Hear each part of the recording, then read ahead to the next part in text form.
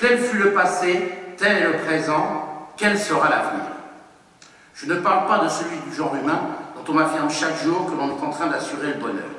Je ne songe qu'à l'avenir des courses, unique objet de mon modeste souci. Et sur ce point, je suis bien obligé d'avouer que mon inquiétude, loin de disparaître, ne fait que croître. Ayant aimé les courses, pour tout ce qu'elles ont représenté de beau sport, de bon goût, de savoir-vivre, j'ai déjà marqué les fâcheuses répercussions à leur endroit de l'avérisme, du sans-gêne, de l'abaissement des manières.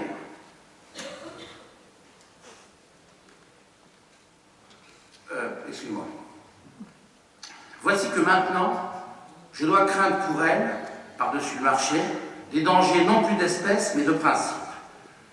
Tout ce qui procède de l'économie dirigée, de l'étatisme, ne saurait convenir à une institution issue d'idées libérales et individualistes à laquelle est même nécessaire une pointe d'aristocratie. Dans la voie où nous sommes lancés sans retour, je redoute moins le trépas des courses qu'une transformation qui démentirait toutes leurs origines.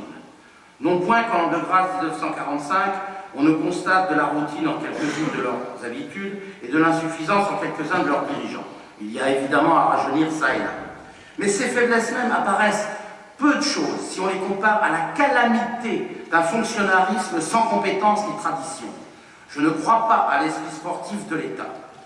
Me reprochera-t-on, peu à peu, au long de ces pages, d'avoir abandonné mon optimisme d'antan? Les événements seuls en sont responsables. Je me borne à constater la disparition d'un monde et l'incertitude du monde de demain. En vérité, en mesurant la différence entre mon point de départ en 1900 et mon point d'arrivée en 1945, je n'envie pas le sport épique de mes arrière-petits-enfants. En tant qu'homme de course, je n'ai aucune confiance en l'an 2000.